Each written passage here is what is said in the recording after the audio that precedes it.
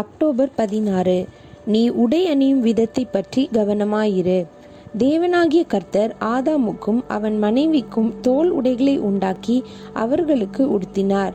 ஆதியாகமம் 3:21.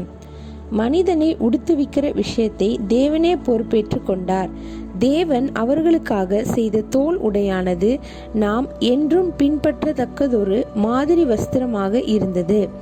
அது அவர்களுடைய முழு சரீரத்தையும் மூடிற்று.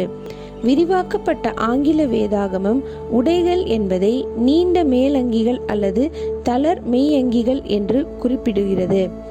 அது இன்று பெரும்பாலும் ஜனங்கள் உடுத்துகிறதாக நாம் காண்கிற அரைகுறையான ஆடையும் அல்ல, கண்ணாடி போன்ற ஊடுருவி காணத்தக்க மெல்லிய வஸ்திரமும் அல்ல.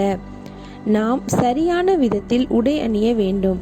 அதாவது அப்போஸ்தலர் பவுல் கூறுவது போல நாம் தகுதியான வஸ்திரங்களால் உடுத்துவிக்கப்பட்டிருக்க வேண்டும் என்று கர்த்தர் நம்மை குறித்து விரும்புகிறார். 1 தீமோத்தேயு 2:10.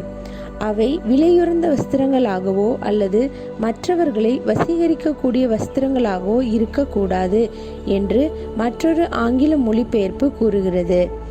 பழைய ஏற்பாட்டிலும் கூட தம்முடைய ஜனங்கள் உடை அணியும் விதத்தை குறித்து கர்த்தர் மிகவும் கருத்துள்ளவராய் இருந்தார்.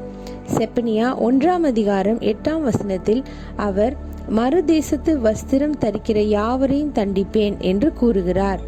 மேலும் அவர் புருஷனின் உடைகளை ஸ்திரீகள் தரிக்கலாகாது, ஸ்திரீகளின் உடைகளை புருஷர் தரிக்கலாகாது என்றும் கூறுகிறார். இதை செய்யும் எந்த ஒரு நபரையும் அவர் அருவருப்பதாக அவர் கூறுகிறார். உபாகமம் 22:5.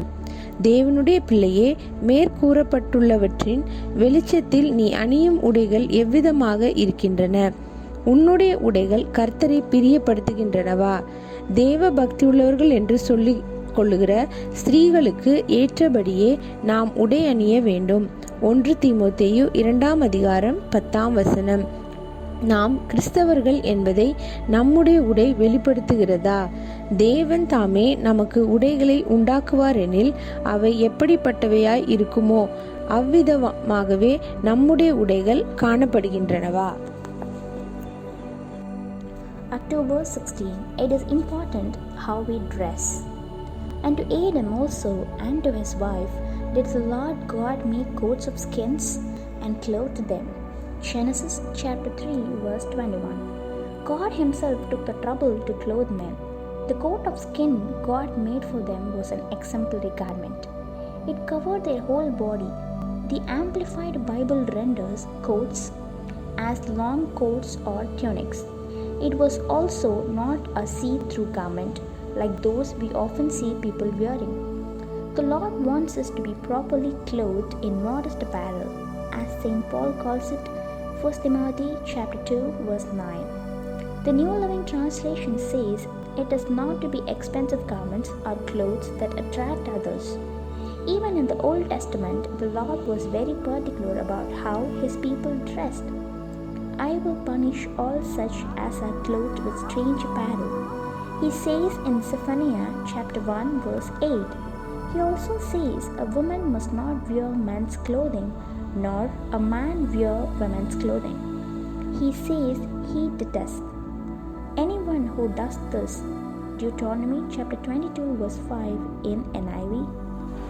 Child of God, what is your dress like in the light of the above? Are your clothes what please the Lord? We should dress as becometh women professing godliness. 1 Timothy chapter 2 verse 10. Does our dress reveal we are Christians? Are our clothes what the Lord would have made for us if he would?